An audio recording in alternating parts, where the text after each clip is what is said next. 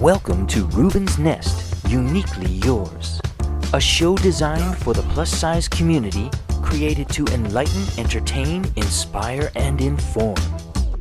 Today, join us for an in-depth conversation on feederism, lifestyle or fetish, with Dr. John Wayne Wilson, PhD, of Completely Psyched in Atlanta, Georgia.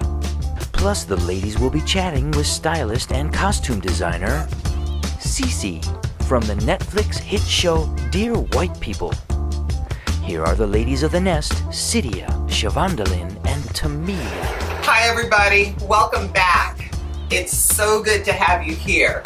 It's been a month since our last show. We've got a lot of good stuff. I know you heard in our announcement, we've got two fabulous interviews. One with Dr. John Wilson and the other with Ceci, who is a costume designer and stylist for the hit show on Netflix, Dear White People.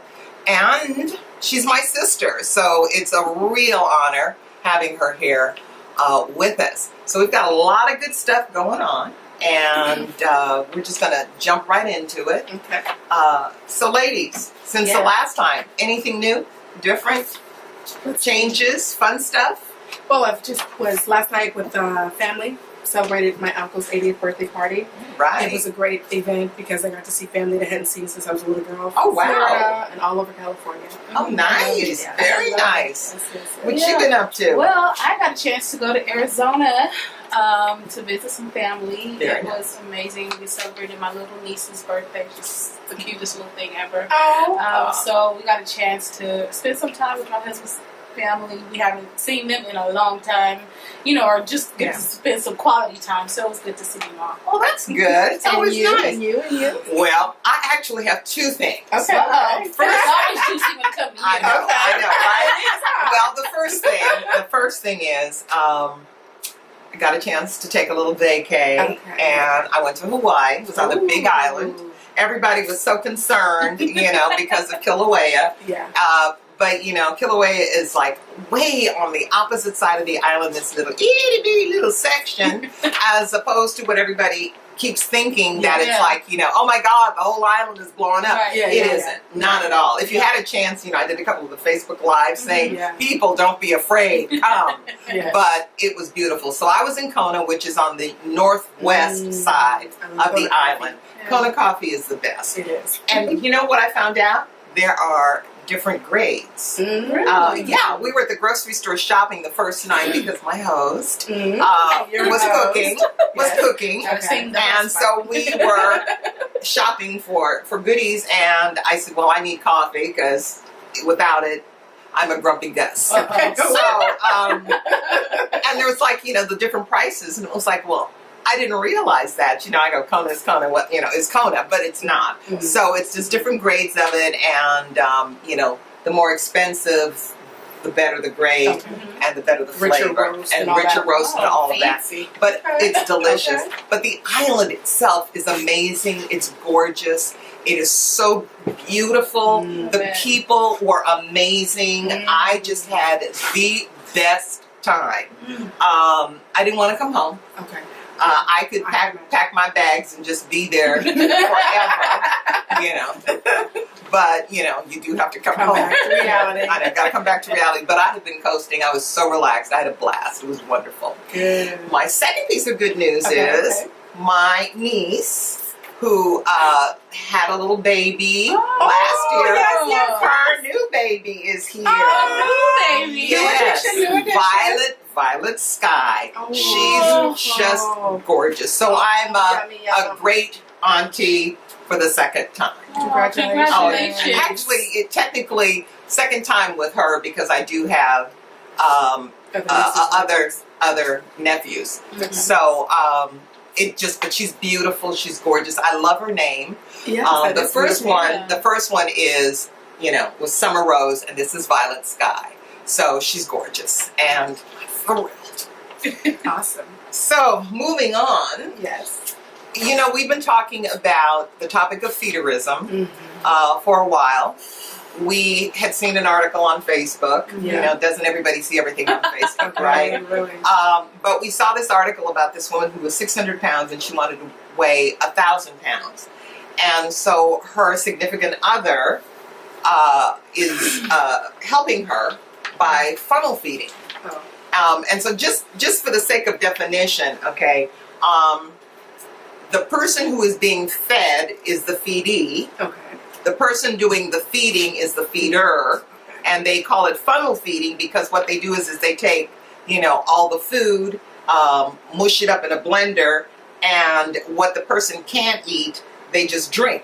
Yeah. And so they put the funnel and pour in, down, and The they feeding and all that. yeah, and Just so it doesn't just sound enjoyable. no, it really doesn't There's not sound too many Asian enjoyable. foods that I enjoy. None. No, I don't get it, but then I'm not involved in it. Right. Yeah. And because, you know, like I said, we've been talking about it, trying to get, Mhm. you know, a handle on, all right, what is this? We've been begging somebody to please come talk to us and tell us Please, about get it. out there. But, you know, nobody's come forward so far. But I've been Don't be reading ashamed. articles. Yeah, please don't. You know, I mean, we're a warm, welcoming community. We are. And so we put no one down, but No. we do want, you know, we want to know, you Yeah. know. We want to get a better understanding. Absolutely, because Because it's interesting. it is a very interesting topic. It is.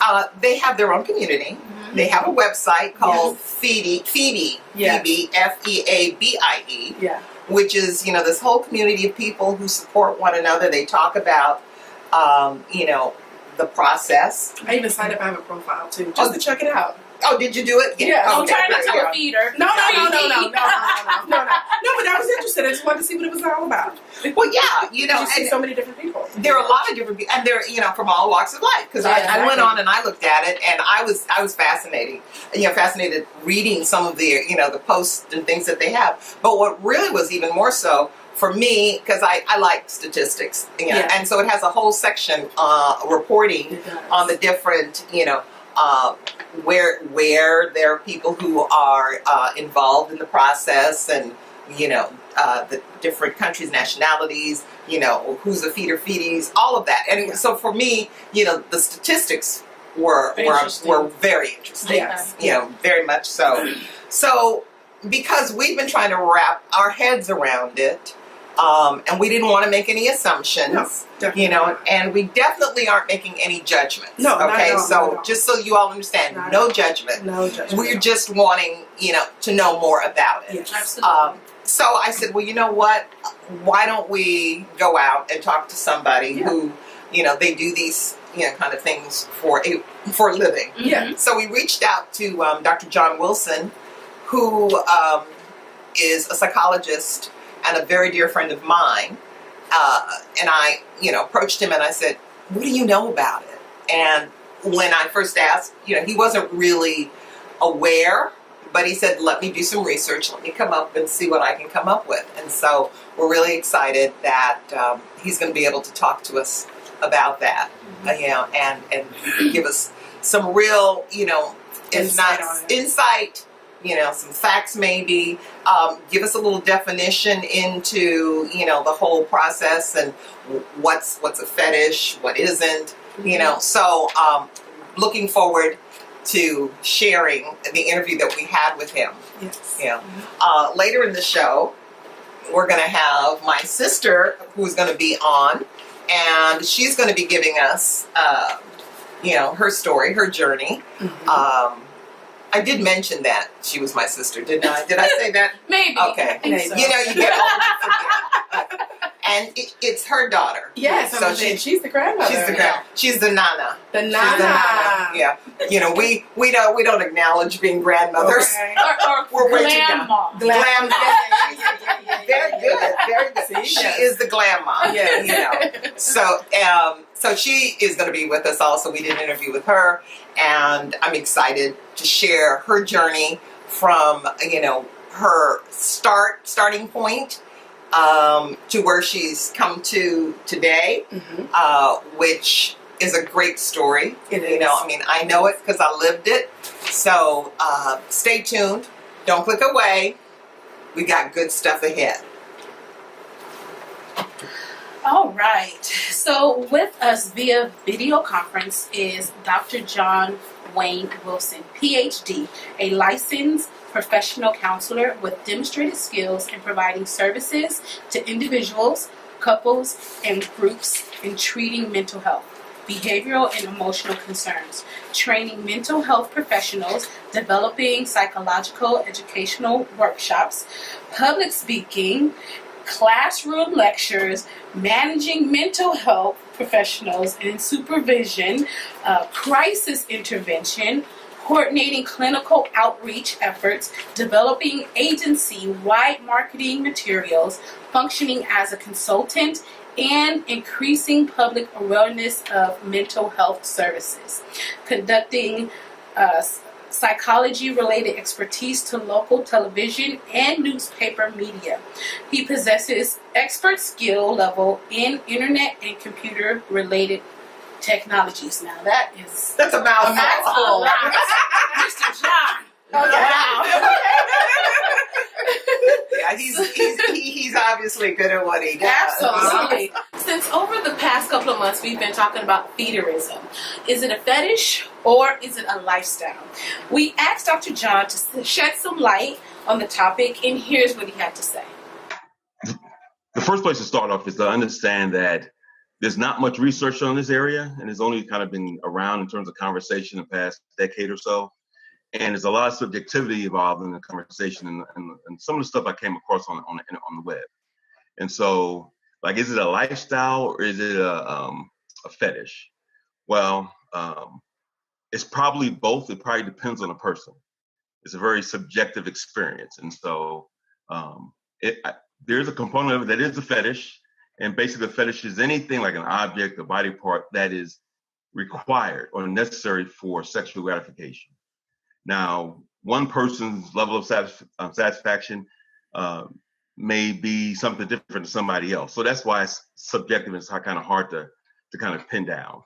A lifestyle, I guess it could be a lifestyle if you look at it in terms of culture and some like expectations, behaviors, and things like that. Now, I came across some stuff that kind of talked about whether it was synonymous with living a gay lifestyle and things like that. I'm like, from my perspective, being gay or straight is not a lifestyle. It's how you're born. And so you can behave in particular ways. Now, this I'm not seeing as kind of being necessarily a genetic thing. But then again, there's not a lot of information out there and there hasn't been a lot of focus on this. And so there's still a lot of research. Right now, it just seems like it'd be a lot of subjectivity and opinions. And so, Dr. John, I have a question for you. First, I'd like to know what are your credentials and how can people get in touch with you and what your website is if you want them to reach out to you that way. Can you give us that information, please? Okay. I have a doctorate from University of Miami. I've been degreed since 1994. I've been doing therapy since probably started back in late 80s. Recently, I've been in private practice for the past 5 years, and that's where the Completely Psyched name comes from. So I can be reached by completelypsyched.com. Also I have a directory profile on the Psychology Today website if you're looking for a therapist in the Atlanta area or Decatur. Would you spell your website for me, please? Completely Psyched, COMPLETELY, Psyched, PSYCHED.com. Thank you. And I can also be found by that name on Facebook and on Instagram and Twitter. And it's the full word, Completely Psyched? Yes. They can find you in your handles that way. Okay, thank you for that. And then I'd like to ask you also, I want to take a moment just to talk about fetish. When you said the definition is that when you're focused on a particular part, people tend to say, oh, I have a foot fetish, or oh, I have, what are some of the other fetishes? A nose fetish. Right. But when people focus on, they say they're a boob person or a butt person, why isn't that considered a fetish? Because it's the norm. It's a focus on a particular body part. Right. The difference is, we all have things that we like about a person, about the people we're attracted to. a fetish for the person to reach sexual gratification, it's kind of required that that's in place.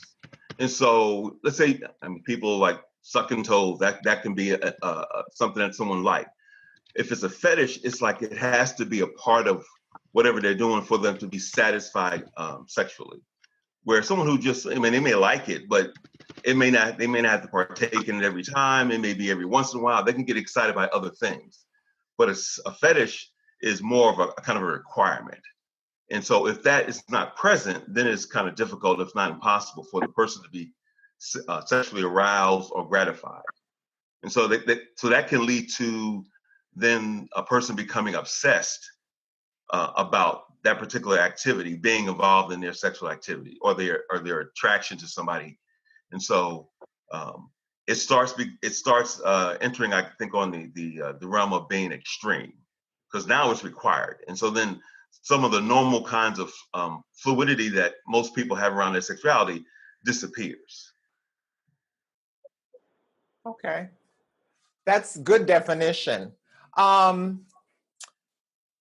I was reading an article about a woman who was seeking a therapist. She herself was not overly overweight. She was, according to this article, both feedy and feeder, which, just for clarification, the feedy is a person who becomes larger and feels gratified by gaining the additional weight. And the feeder is normally the partner who assists and becomes, in the fetish world, becomes gratified sexually by assisting this individual to gain weight. But this person had no feedy or feeder. She was both. And she was just obsessed from the time she was young with larger people, even though she was not. And when she would use a vibrator on her body, that was her turn on. And trying to, do these binges in order to, kind of augment her weight. So that kind of a behavior, would that be considered, maybe pseudomasochistic? If you're looking from a health perspective overall, not just with this individual, but with perhaps all feedies, could that be considered maybe there's a suicide wish? I don't know. I'm just asking, because if you weigh 600 pounds and you want to be 1,000 pounds, from my perspective, you're asking to die. Really, because you can't, your body can't do that. So right, and actually, they may not be asking to die or even to harm themselves. But for me as a therapist, whenever I see behavior, I don't care what kind of behavior it is, that enters what I would say is kind of extreme or out of the norm, then I start asking questions. Okay, what are you getting from that? Like when you partake in this, what are you gaining? I mean, are you receiving attention? Are you becoming relieved of something? What is it that you're actually gaining? Because that oftentimes is what pulls people into doing things that kind of takes them to the outlier side of behavior. And so whether you weigh 200 and you want to get to 300, or 600 want to get to 700, there's something that you're gaining that from doing that. And so now the difficulty is most people are not willing to kind of look at their behavior in that way, to kind of be critical. And so, and then there's also a part of that where it may actually, some people are more oral kind of in how where their pleasures come from. So that could be a biological thing. It could be a psychological thing. And then the thing with food that makes it tricky is, like, we all need food to eat every day. So then, at what point in your eating or using of food that it becomes like concretely abnormal. And so that can be hard to do. And it's hard to kind of, stop yourself from doing some of these behaviors, because of, you're thinking about, I can't stop eating, I got to eat. And so, there's a lot of to me, emotional, psychological reasons as to why people do certain things. And to me, one of the biggest motivators behavior is fear. Fear will get us to do all kinds of things, either stop us. And so as a therapist, I'm going to be wondering, okay, so if you stop eating, what are you afraid is going to happen? Are you afraid that the person that's giving you attention is going to stop? Or are you afraid if you get smaller, something in your life is going to happen that you don't want? I mean, so the variants that come into play are so wide that it can be difficult. And so now suicide, that doesn't seem like that resonates. Okay. But we do things for comfort. We do things to avoid pain. We do things to avoid being rejected. We do things because we get, that we get attention, whether it's a negative or a positive, we get attention. And so those are the kind of questions, or those kinds of the areas that you have to go down to kind of explore, to kind of really understand why a particular person is doing what they're doing. And so, I mean, we can look at feeding, we can look at bondage. Now, what's extreme? Because some people, I mean, they get a sense of pleasure from extreme bondage. But how do you know that's not tied to some familiarity with being abused or some childhood issue? I mean, so it gets very convoluted. So it's not an easy thing to tease out. And so you need, and then also with body and food, shame is a major factor. And so, one of the ways in which we, sometimes we will battle the shame that we feel, we will engage in behavior in defiance. And so if people shame you about being big or whatever, well, you be like, well, forget that. I'm going to be as big as I want. I'm going to love me, yada, yada. And which is fine in theory. But then what are the consequences of this? I mean, you mentioned earlier about this kind of weight. So we understand that, you weigh a certain amount for a certain amount of time. At some point, your body will begin to fail. And so you begin to have health issues, higher risk of dying early, heart attacks, all those kinds of things. So, I mean, one of the things you have to separate out, I think, when you talk about this is feelings and then reality. And so simply because you feel a particular way doesn't mean that's real. That's a feeling that you have. And I understand that we operate oftentimes that our feeling is real, but sometimes our feelings are wrong.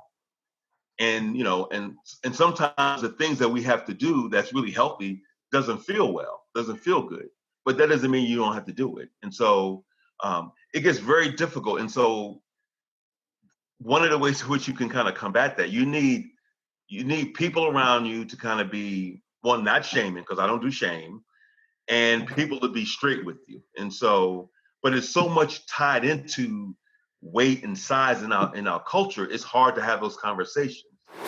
That was an awesome interview. Yes. I mean, that was really good. He had so much to say. Yes. He really did. We had so many questions, but we just don't have enough time for you all to see the entire interview during the show. So you can go out to YouTube on our channel and see the entire interview. I mean, it was fascinating. It was interesting. I think we really hit him with some super questions. Yeah, we did. And he's a lot of fun to talk to. Yes. And he gave us some really good feedback. He So did. please, if you want to see the whole interview, just go out to the YouTube channel, Rubens Nest, and you'll be able to see the whole thing. Okay.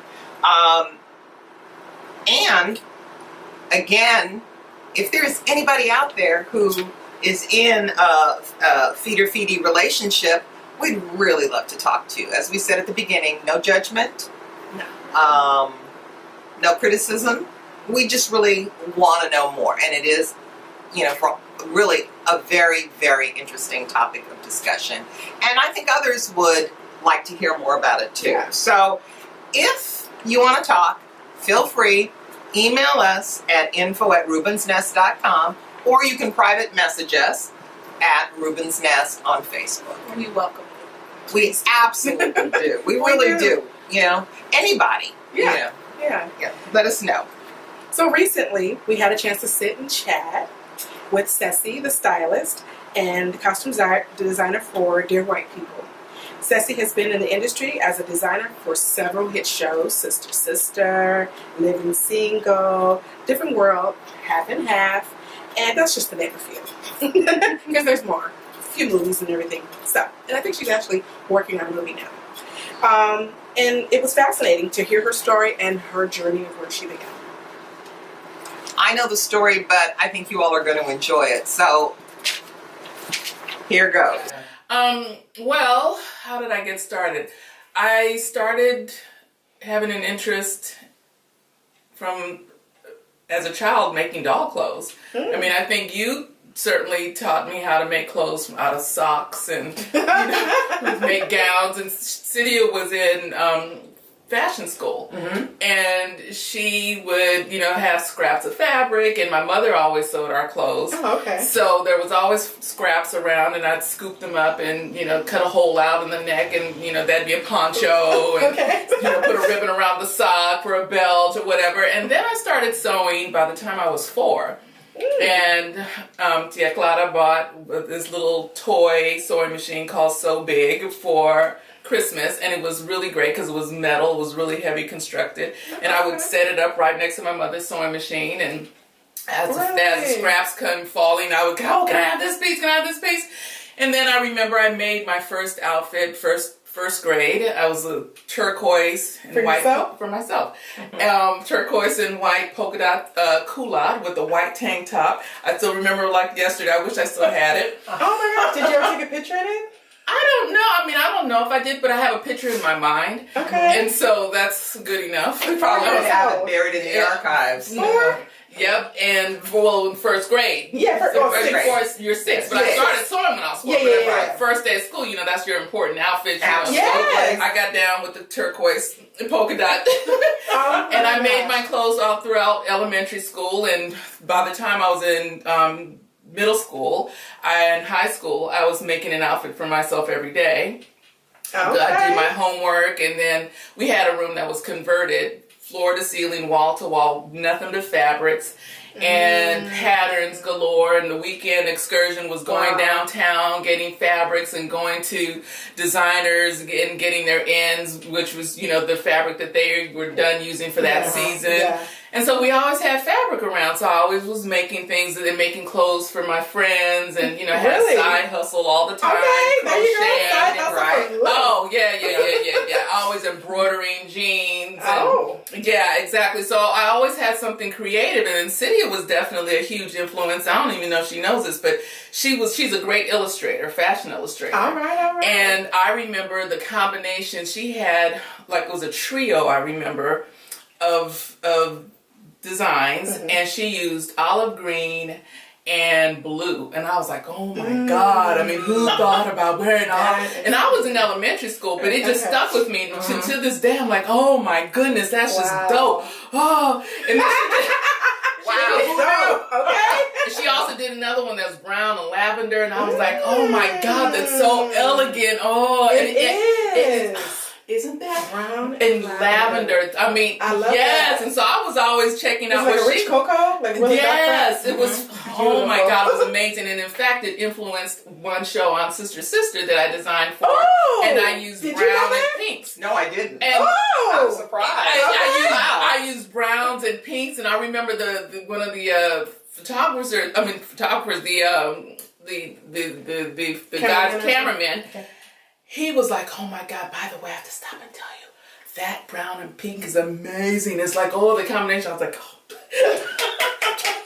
But it was influenced by the combinations that Cyddia would do way back then. And I remember them as a kid. I was like in elementary school, but they were so impressive. And then my mother, she used to always wear, she's very elegant, and she used to wear these things called butte knits. And they were very textured, and she would wear these beautiful suits, and the buttons were very ornate. And I remember one that was burgundy and turquoise, and it had a little fleck of gold in it. Yeah, that was a beautiful suit. I remember that. Oh my God. That was a gorgeous and suit. I remember playing with the buttons. I mean, once again, I was a kid, but those are the things that influenced me, that stuck out. Okay. And then my father, who was very elegant, absolutely, he used to take me downtown to this place called the California Tie Shop, and it was just this little hole in the wall alley. Okay. And it was just he and I, and he would say, I'm going to show you how to pick out a tie and pick out a shirt and what's elegant. And he would, and the tie shop, floor to ceiling, once again, wall to wall, just ties. And as a kid, I thought it was just massive. It was probably nothing, but but Right. Yeah. But as a kid, I was Kids, like, our perspective, oh my right, God. yeah. And so he would pick out, he's like, look at this paisley. And he would show me, he's like, to see the black and the gold and the white. Elegant, it's beautiful, beautiful. That's how I talk. That's my dad, yeah. Beautiful. See how he said, this one, no, that's crap. No. This one, no. But this one, look and feel it. And to this day, honey, I am a tie connoisseur. Really? Trust and believe. Wow. Oh my God. I've been known to spend hours looking for the exact, right, perfect, most amazing, elegant tie. Really? I can do Well, that. I can tell you for sure when she would buy ties for my dad, who, as she said, my dad had amazing taste. Yeah. But the ties that she would choose for him were exquisite. And when vests were coming back in, she chose the combinations, and then with the jacket, we'd be like, oh, good Lord. I mean, amazing. That was all from, Yeah. that was the foundation with Yeah, the yeah. childhood. Yeah. So fast forward, I went to UC Berkeley, totally abandoned everything that had to do with fashion, because, you thought, okay, the thing to do is to go to college, get a degree. So I double majored in economics and social welfare, made a internship program for myself before I graduated at Xerox, and was there for 2 years. I was a top salesperson, but was on the verge of feeling very suicidal. Oh, okay. And that's because I wasn't expressing my art. I mean, I just never, when I took the job, I knew I wasn't going to climb the corporate ladder. That wasn't really me. That wasn't what I wanted to do. Right. Okay. So at the verge of losing it, I just quit my job on a Friday, sold everything, gave away everything in my apartment, put this rocking chair on. Great rocking chair. On top this hand bent willow rocking chair on top of my Toyota Tercel, and came home. Okay. Then I enrolled in the Fashion Institute downtown, and they have tracked programs where you're either going to be a designer or illustrator or a buyer or whatever. And I thought, well, I already have 2 degrees. I'm gonna, I'm eligible for the 9-month certificate program, but that's still a track where you're in advertising or whatever. And I was like, no, I don't think so. You work for me, I am paying you, and I will take the classes that I want to take. So, So I took an assorted amount of classes, and during that time I was also part of a networking organization called BRE, the Black Radio Exclusive. Okay. And every year they had a fashion show or some sort of a main event for their conference. This year was a fashion show. So they said anybody in this group is welcome to participate. So I was like, okay, I'm gonna get my 20s. I'm gonna get in where I fit in. So I went home and I was like, I'm gonna design some stuff. So I designed 7 gowns and put them in the show. And the next morning I get this frantic phone call from a photographer saying, bring all your stuff. And I was like, stuff? What are you talking about? Everything from yesterday to the show, whatever's in your closet, just bring everything. And I was like, what? Okay. So I go scrambling everything together, go down to the studio. And it turns out there was a commercial for Mountain Dew being done, and the principals were Janet Jackson and DeBarge. Oh. And so Did you dress them? I dressed them, and they were looking great. Everybody was loving my stuff. I ended up doing some more things for Bunny. But during the pivotal moment was when I was just kind of doing, styling them and whatever. And the art director said, "Oh my God, you are the most amazing stylist ever. You are so good. Oh my God." And I was like, "Oh God, thank you." Thank you. Oh my God, yeah, thank you. Humble. So exactly. So he walked away, and I whispered in the photographer's ear. I was like, "What's a stylist?" I had no clue as to what a stylist is, and of course that sounds ridiculous now because stylists are, they're celebrities in and of themselves now. And everybody has a stylist. Everybody's looking for a stylist, but back then, they weren't as prominent. The internet was not everywhere. We didn't have Instagram and all that stuff. Yeah. So I was like, wait a minute, get the crap out of here. You can make a living doing this? What? What? Okay. So the light bulb went on, and I was like, this is like a piece of cake. I can do this naturally. I don't have to work hard at it. What? Exactly. And it's fun. So from that, I went on to do print ads and commercials and videos and movies and television. Is where I ended up because that was the groove that most suited most suited my skills and the pace. They're all very different, and I just ended up loving television. And my first television show was A Different World, and how I ended up on that was a girlfriend who'd been kind of doing some work on there. She said, Ceci, Angie, who was the seamstress, she said they're looking for a costume designer, and I was like, what, really? And I remember like a week or so before that, I was watching it, standing in my living room, and for some reason, I was looking at it, I was like, I'm going to work on that show. Speak it, girl. And I said, I'm going to work. But I didn't even know what I was doing. I just was standing there going, I'm going to work on that show. And I didn't even know, I didn't even really say what capacity, but it would have had to have been in wardrobe because that's what I do, right? Yeah. Next thing I get the phone call, and Angie's like, they're looking for somebody. I was like, what? And me and young, and you're kind of not, you're not really thinking, it's great to be young because you don't edit yourself. You don't think, oh, why would they choose me? I don't really have TV experience. I mean, I've done, commercials. I've done print. I've done this, but TV. So I went ahead and I put my book together, and I interviewed with Debbie Allen, and the rest is history. Oh, wow. Awesome. And here we are now. And here we are now. That's amazing. I love. Okay. Yeah, it's a great story. You've had some wonderful opportunities. Yeah. Now, this show is all about the full-figured community. And I know that you had an opportunity to dress. You've dressed all sizes, obviously. But you had an opportunity to dress on Living Single when you were working that show. Queen Latifah, Kim Coles were a little fuller of body. As well, when you, in juxtaposition to Kim Fields, who's a little teeny thing. Is there a difference in dressing larger frames versus smaller frames? Do you have a preference? Where do you go and find clothes to fit the full-figured body versus the small, or is it the same? A lot of questions. There is a difference. Back then it was harder because there wasn't as much to choose from. And I don't necessarily have a preference. Who I enjoy dressing the most are people with the proper attitude. And I think, people say, oh, well, what's like you were going to ask me about dressing, do's and don'ts and wrongs and right and seasonal types of things. It may sound cliche, but I really feel that if people spent more time aligning themselves with who they are, and I approach everything obviously from a character standpoint. What's your character? You're the star of your own play, of your life. Yes. You're the star. Who are you? So who am I to tell you how to dress in your show? You're the show. Right. So if you feel that whatever it is that you want to wear is rocking your world, then wear that. Do that and be that. And so the people that I really enjoy dressing are the people who are enthusiastic about themselves.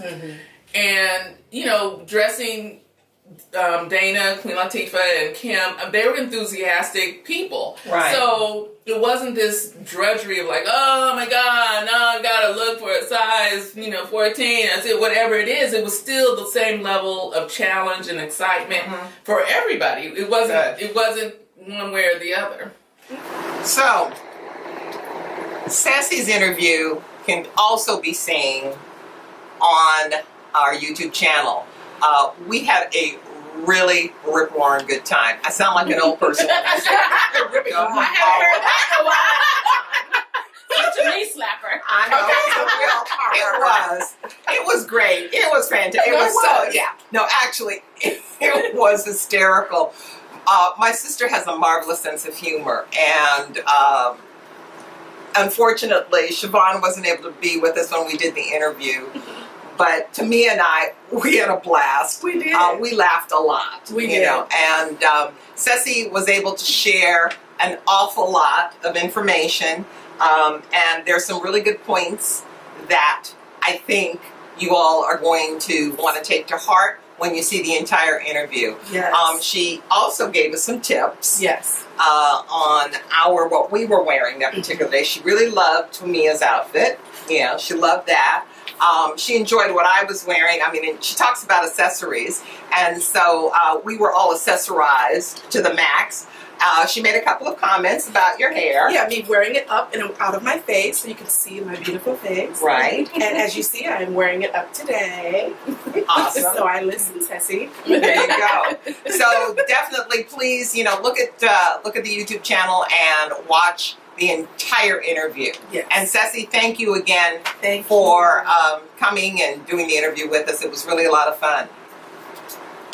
So, we have a question of the day. Ooh, yes. And normally question of the day comes at the beginning. Yes. But we kind of mixed it up a little bit because the question of the day was really more about what is it that guys see in us? We were sitting around, we talked about what we were looking for in guys. Yes, definitely. Right. And with our lives, what we look for, what catches our eye. Exactly. But one of our on our production team, she said, I know what I like, but I'm not sure what is it that they like that captures, their attention. Mm-hmm. So instead of going out to the street, we did it a little more personally. Yeah. Right. So we have talked to our significant others, our boyfriends, old Guy boyfriends, guy friends, and we asked them, what about full-figured women attracts you? Yeah. And it was really a fun project for all of us. It was. We really enjoyed it. I did. I know you did. Yeah. But it was great. It was great fun. Just to hear the stories and how. So it was most enjoyable, and I hope that you enjoy watching the interviews. Hi, this is CL with Rubens Nest, and I'm here with my friend Ray. And the question of the day is, what is it about full-figured women that you find so attractive? What is it? I think for me, I just like a woman with meat on her bones. I like the way a full-figured woman moves, the body style, I like, obviously I like large breasts and booty. I like that in a woman. And when you say the way she moves, what do you mean? By that I mean when a full-figured woman walks, the curves, the motion of her body, it's very erotic. And when did you discover that you were into full-figured women? I think I found that out probably when I was about 18 or so is when I realized that.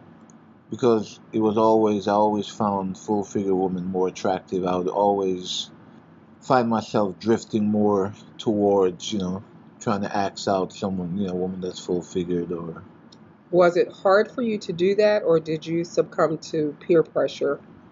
No, it wasn't hard for me at all, because peer pressure doesn't bother me. I like what I like, and so, that's just it. I know some guys who would like full-figured women, but they wouldn't try to talk to them unless their friends are not around or something like that. Yeah. But I don't Or do not that. date them openly. Or not date them openly, yeah. Uh-huh. For me, it's never been an issue of what anyone thinks, what I like, and so that I just go for it.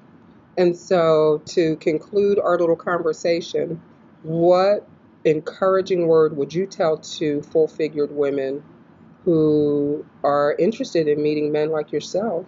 Encouraging word? Mm-hmm. Be yourself.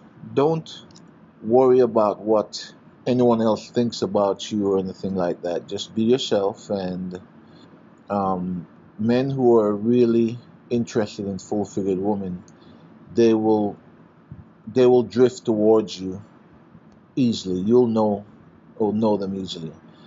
They won't try to talk to you when there's no one around or whatever. They'll come at you in public or around, it doesn't matter. When a man comes at you like that, then you know that they're genuinely attracted to you. It's not just a fetish where they just want trying to, do it undercover or something like that. For your opinion, I appreciate it. This is CL Reed with Rubens Nest, and thank you, Ray, for spending time with us and sharing your opinion. We appreciate it. Hello, everyone. This is Chevondalyn coming live and direct from Will Rogers Beach. I have my husband here, Marcus Meadows. Say hello. Hey, everybody. How are you? All right. So, we had a question. So, why are you so attracted to full-figure women? I'm attracted to the confidence. You know, it exploits a whole different sexiness about them. Yeah. Wherever they walk, they own it. The confidence is in them. Their heads are up high. They know what they're wearing. They're wearing it well. Mm-hmm. Sounds familiar.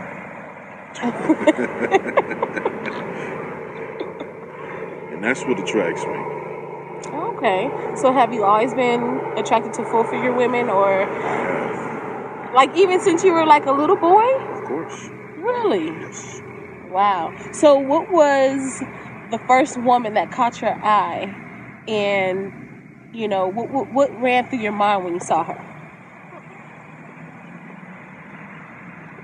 To be honest with you, the first woman that caught my eye was Nell Carter.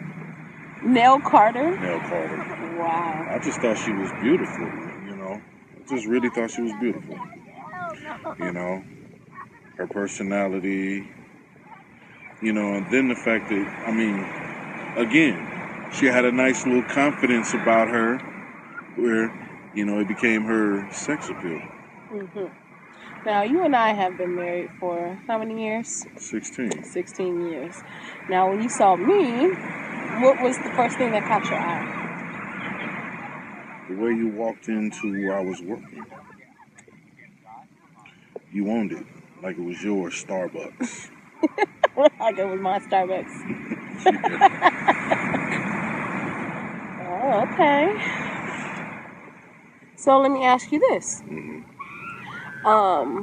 Being that you've always been attracted to full-figure women, I mean, what other attributes, other than the confidence, other than owning, like, you know, what else is it?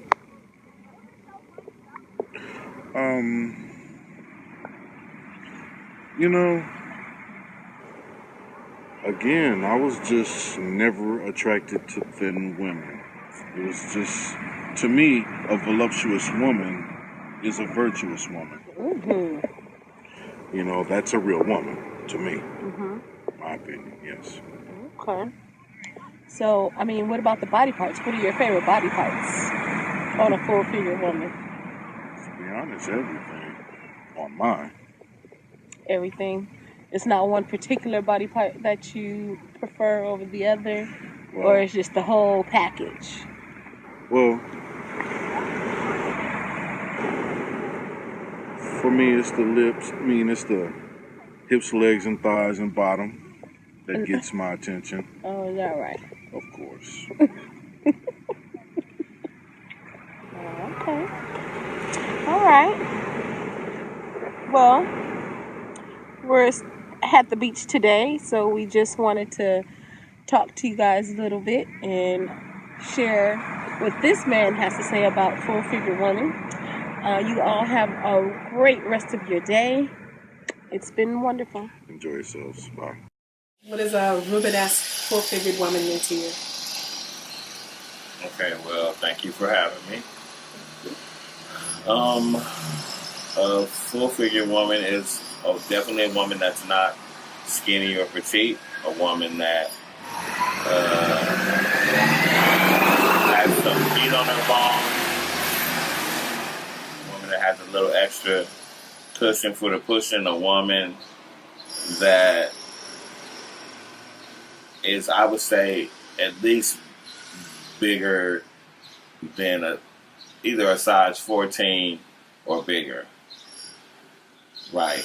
And for me personally, I believe that full-figure women are beautiful.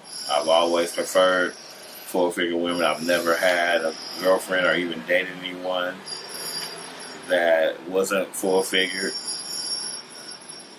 So I think that they are beautiful and voluptuous and just absolutely wonderful. Okay. Do you remember the first time you saw a woman and you knew that's what you wanted or liked, or it piqued your interest? Wow. Nah, I hope this don't make me seem a little weird, but I was either 9 or 10 years old. And my auntie and uncle used to live with us and my cousins. My auntie was in our back bathroom, which was in the family room, taking a shower. And all of the kids, we were all running around playing. So we all were running outside to go through the family room, which is past the back bathroom, to get to the rear sliding glass door to get outside to the backyard. Okay. So I was the last one. So as I'm running through the family room, I turn and look, and there was my auntie with the door open in the doorway of the bathroom, standing there naked and wet, and she had just got out the shower. Okay. So I went from running full speed to stopping completely. Okay. And just standing there looking at my auntie, and she was doing something. She didn't even notice that I seen her at first. And then she turned and saw me, and she said, "Oh, okay, baby. It's okay. Hand and Betty the towel right there." So I'm trying to look, not really trying to take my eye off her, but looking to try to find where this towel is. And she was short. She was light complected, a little bit lighter. She was kind of yellow, a little bit lighter than caramel, but not high yellow. But she was short and wide and just thick, voluptuous, big old hips, big old pretty thick legs, big breasted, just beautiful. Full of all of her glory. Oh, and at 9 or 10 years old, I fell in love. I fell in love with big women from that point on. And I walked up to her and handed her the towel. She reached over and kissed me on my forehead and put her breasts all in my face. And I was done with. After that, it was over with. Okay. From that day on, I fell in love with big women. Okay, I love that story. And no, it's not weird. It all starts and stems from somewhere. So it was an accident, passing through, saw a beautiful woman, and, you know, who hasn't seen their mom, their dad, somebody, brother, sister naked? You know, it can either scar you, or for you, it's smitten. Create a monster. Okay. Right.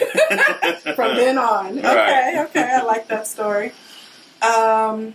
So that was my next question. When did you realize it? So from 9 on. Who are some of the full-figured women in media or in the world, or that you may find attractive? Oh, wow. That you've noticed over the years? Oprah.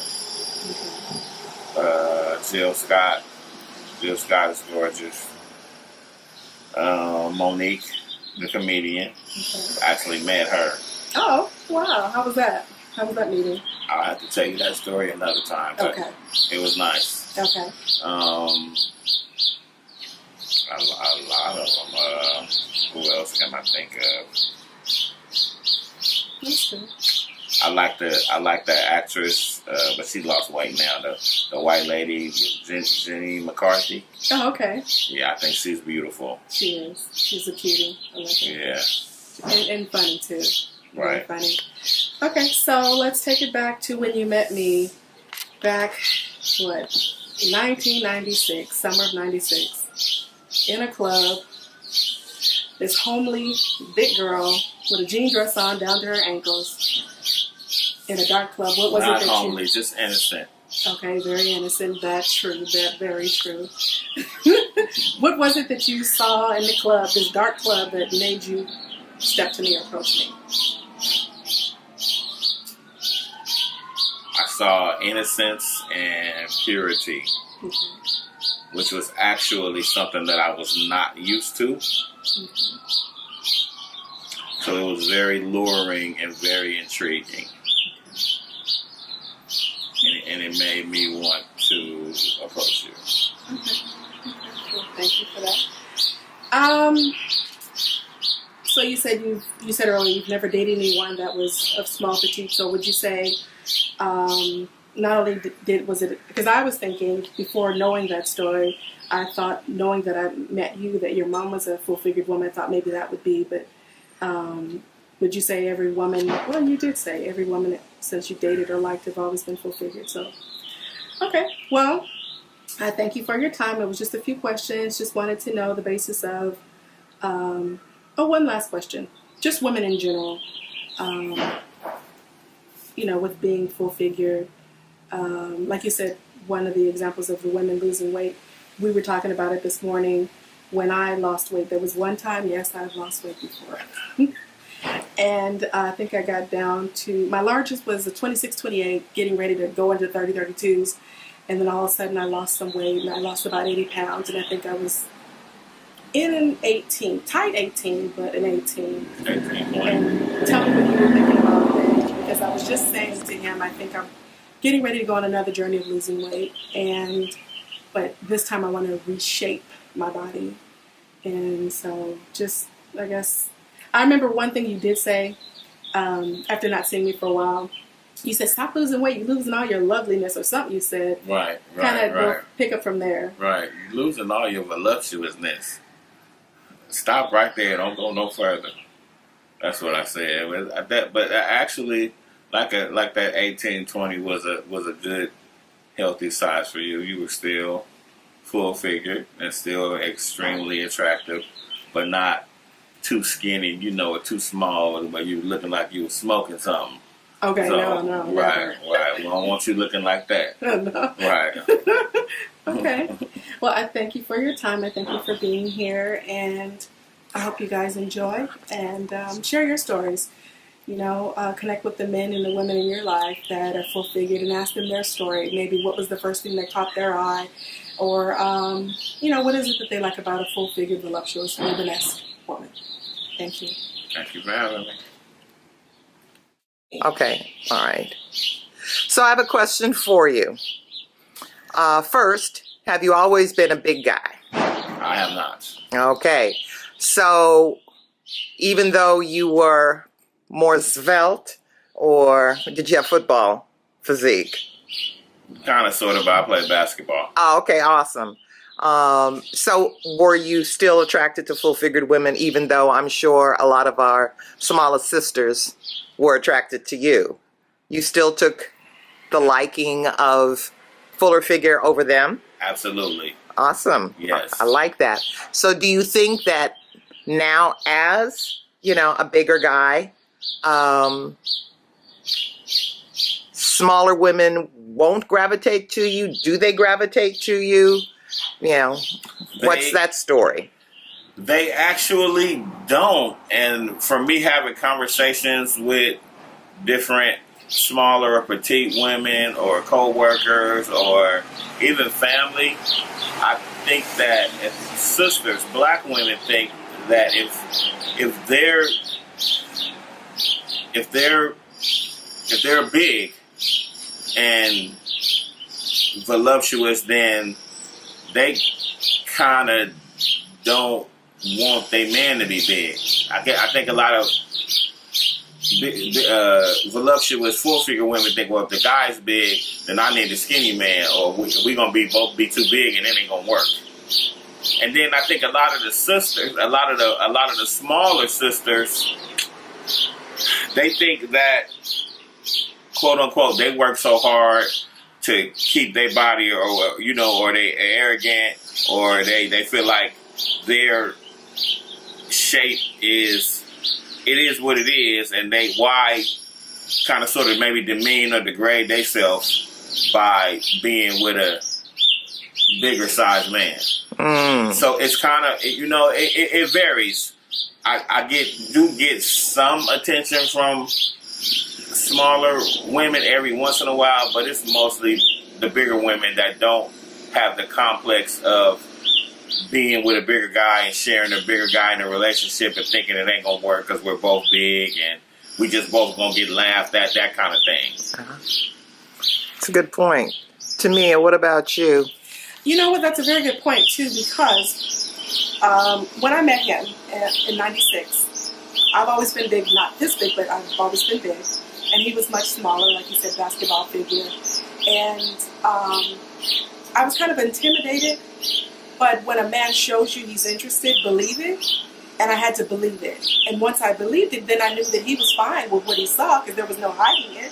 It was all in its glory. So I loved it.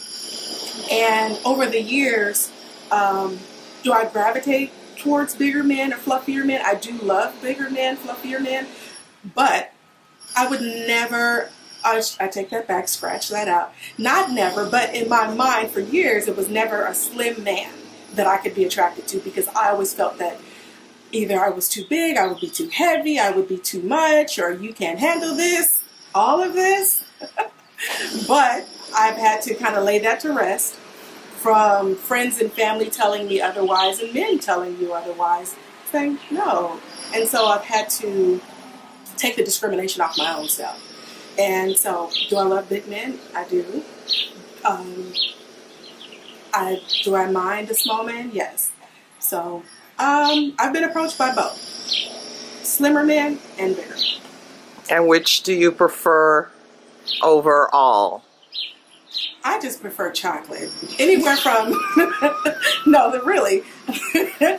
It goes from, Big Pun says one of his songs, he loves them from butter pecan to black bran molasses. That's what I am. I love it from black bran molasses, and that's in skin tone I'm referring to black bran molasses to butter pecan. Okay. So anything about me or whatever. All right. So yeah. And you don't care what size they are. Size doesn't really matter. Yeah. That's awesome. Just don't be short. I can't do short. Not shorter than me. Yeah. And I mean, not rail of a skinny. No. So I guess I do have. So not real of a skinny and not shorter than me. So, okay. Well, good. Well, thank you. So it's our 6 months that we've been doing this, and it has been a thrill and a pleasure to do it with you ladies. It has been. We have our director behind us, Michelle, who is also our marketing director.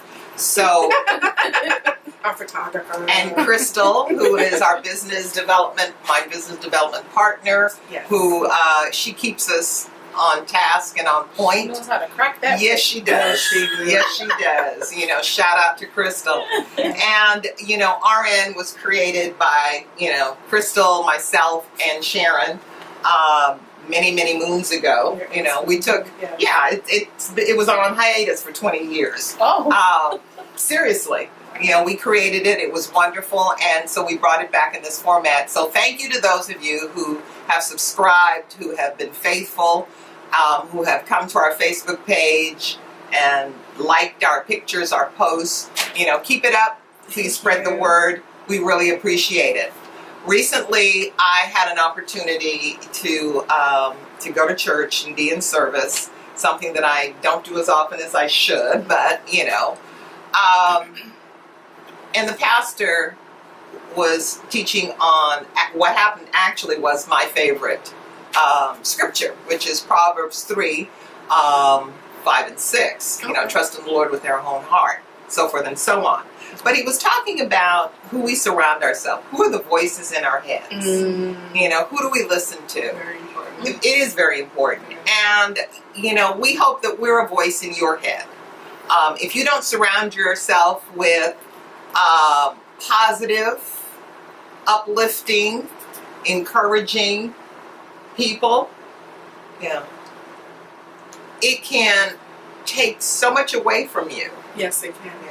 We know, for those of you who are believers, we know that the first voice you hear, obviously, is going to be that of the Lord. Yes. For those of you who call it the universe, so be it. But we have friends, we have family.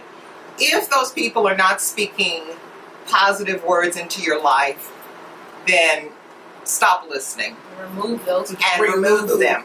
Reject. Yeah, exactly.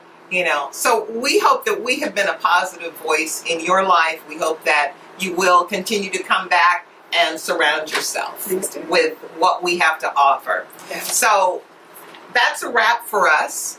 Thank you, Dr. John.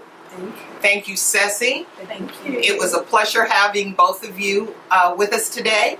We sincerely hope that you'll come back and visit, maybe sit on the dais with us and be guest hosts, who knows. And, you know, keep up the good work. Yes. Ceci, you are up for any consideration along the show, and I think that's amazing, and I am so deeply, deeply proud of you for all that you've done. And Dr. John, you know that I'm always in your corner, and you are an amazing doc and psychologist, and you know you're helping so many people. You know, you need to come out to California. Anyway, thank you for watching. Thank you for being faithful viewers. Please get out there, spread the word, let people know that we're here. I hope that you got a little food for thought, some takeaway from today's show. Yeah. And if for nothing else, we sincerely hope that you had fun. Yeah. And let us know you're out there. Leave comments. Please do. Please leave comments. Talk to us. We want to know what you're What's your thinking. feedback? We don't bite. Absolutely. We don't. We're all very loving. Yes. So, from all of us here in the Nest, Yes. you know, we want to say thank you. Thank You can reach us at Rubens Nest at Facebook. You can email us at info@rubensnest.com. And coming soon, we'll have our website, which will be rubensnest.com. So look for that. Okay? In the meantime, please go out, get out, do something fabulous, pursue your dreams, and do something that's uniquely yours. And we'll see you next time. Bye. Bye. Take care.